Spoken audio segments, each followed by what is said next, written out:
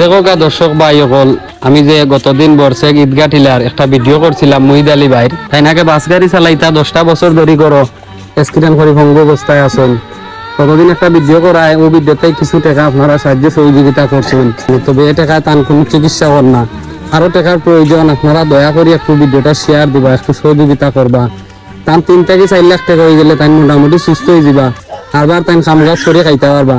দয়া করে আজকের ভিডিওটা শেয়ার দোকা, দেশ থাকি বিদেশ থাকি যারা এই ভিডিওটা দেখরা আপনারা আত্মফাওয়াত দিয়া দরিয়া করাম ভিডিওটা একটু শেয়ার দিবা। আর দৌকা তান্ডে বইয়া এক জায়গা থেকে আরো জায়গা লইয়া যাওয়া লাগে। আপনার কিতা ওই লাগান নি ভাই? তান কিতা অবস্থা বর্তমানে?